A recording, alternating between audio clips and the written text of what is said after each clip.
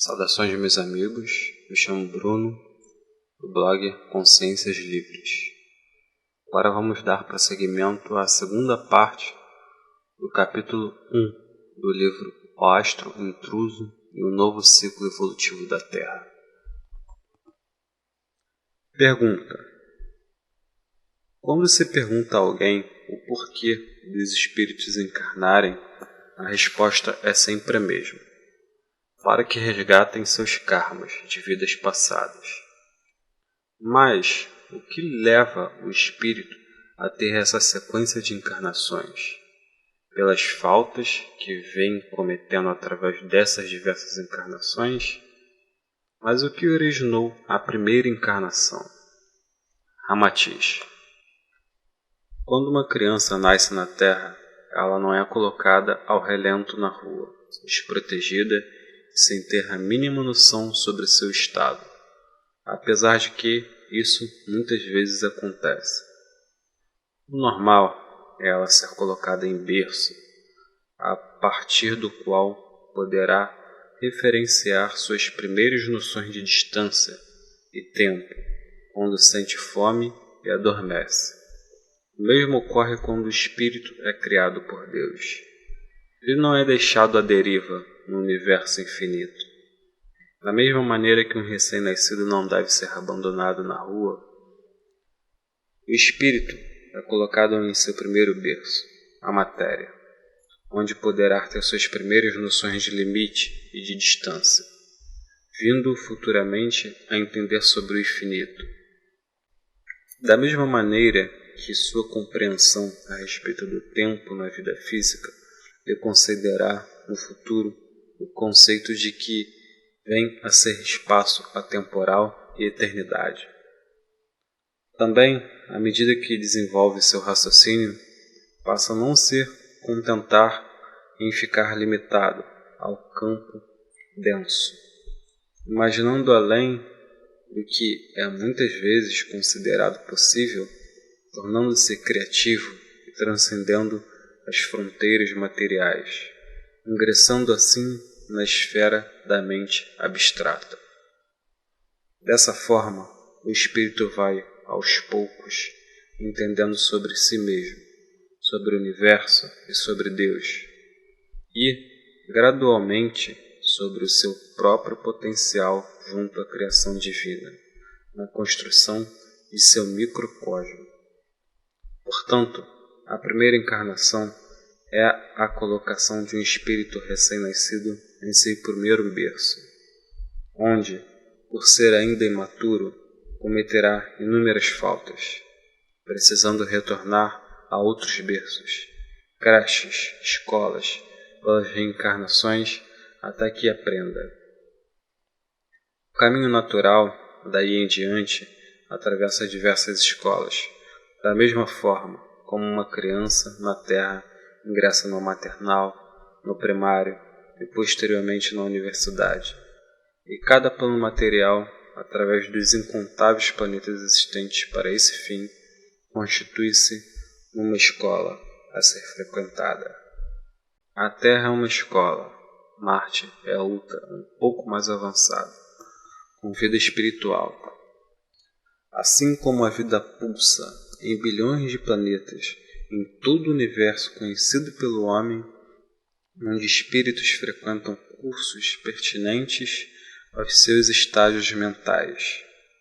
E cada planeta, conforme o estado evolutivo que se apresenta, possui ciclos que correspondem numa escola aos anos letivos. Tais ciclos diferem de um planeta para o outro, em função das necessidades karmáticas de seus habitantes. Pergunta: no caso da Terra, como se dividem esses ciclos? Ramatiz: cada ciclo possui 13.332 anos, sendo iniciado pela passagem periódica do astro intruso. Este tangencia a órbita planetária, como veremos mais adiante. Atualmente, a Terra está iniciando o terceiro milênio da Era Cristã. Porém, no curso dos últimos milênios do atual ciclo que chega ao fim, o 13º. Pergunta: gostaria de uma explicação sua mais detalhada sobre a questão entre evolução material e evolução espiritual e ciclos da Terra. Ramatiz: é preciso um enfoque amplo dessa questão. Vamos exemplificar. Imaginem uma sociedade religiosa composta de dezenas de membros fundadores, que consagram suas vidas ao estudo no local e à administração daquela casa. Aos poucos, esses membros irão desencarnando, sendo substituídos por outros que ali estão, enquanto que simultaneamente a sociedade incorpora novos membros com menor conhecimento, ainda em aprendizado inicial.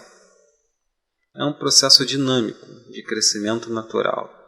Os novos diretores podem ou não manter o status deixado pelos antigos que desencarnaram, ou mesmo melhorar o que herdaram.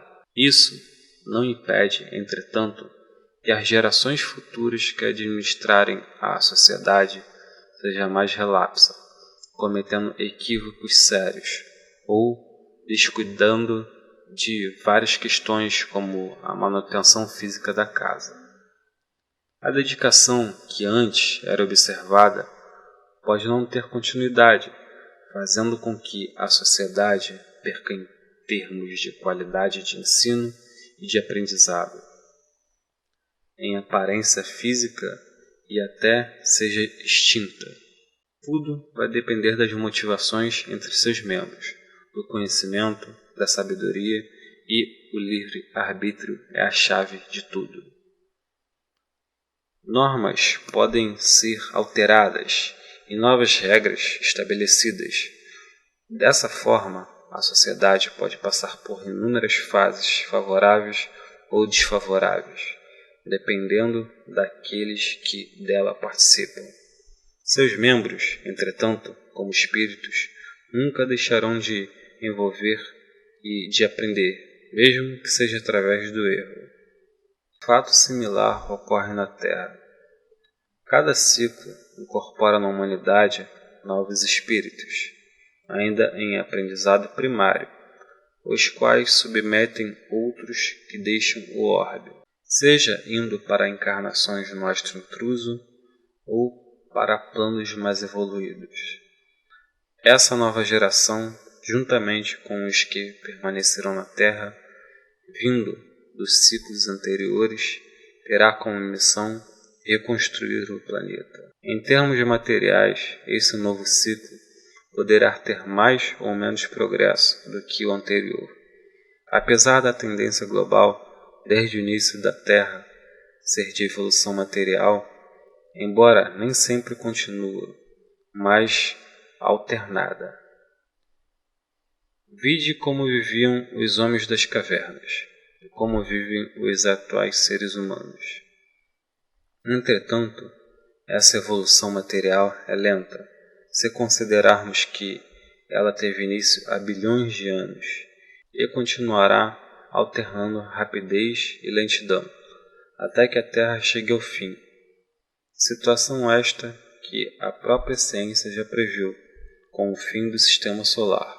Essas alternâncias na evolução material, no entanto, não impedem que os espíritos encarnados em cada ciclo continuem envolvendo sempre. Notem, por conseguinte, que cada ciclo é diferente dos demais e a rotatividade dos espíritos encarnados, com sua disposição para a pesquisa e o estudo na matéria, é que determina as conquistas tecnológicas. Por essa razão, inúmeros espíritos de luz encarnaram no decorrer dos ciclos para levar ensinamentos científicos e religiosos, de modo a alavancar a dinâmica do desenvolvimento no orbe. Se não fosse assim, o progresso tecnológico poderia ser bem mais lento em determinados ciclos. E da mesma forma que uma instituição religiosa vai ser sempre uma instituição religiosa, mesmo que apresente melhorias, a Terra será sempre uma escola para espíritos em aprendizado. Por essa razão, não esperem que o planeta se torne um paradigma da espiritualidade, sem sofrimentos e sem provações, pois esta não é a sua função estabelecida pelos engenheiros siderais. Ela pode apresentar inúmeras melhorias, mas não deixará de ser uma escola. Pergunta: a Terra então seria uma espécie de escola primária, enquanto outros planetas poderiam ser classificados de curso médio em universidades? Matias: não existem termos precisos na linguagem da Terra quanto a essa classificação. Basta apenas repetir o que disse Jesus, que a casa do meu Pai tem muitas moradas. Existem planetas que são equivalentes a cursos maternais e outros a universidades. Isso demonstra que inúmeros deles estão em estágios inferior ao da Terra. Da mesma forma que alguns orbes desenvolvem intensa vida voltada para estudos científicos, onde encarnam espíritos sintonizados com essa área, que depois de migrar para planetas em evolução, onde poderão contribuir para o desenvolvimento local, é absolutamente intensa a dinâmica da vida espiritual no universo. A vida também obedece a várias modalidades, desde aquela em que planetas bastante grosseiros, em termos de condições físicas, e outros até mesmo de evolução material, praticamente estagnada, como no caso do astro intruso.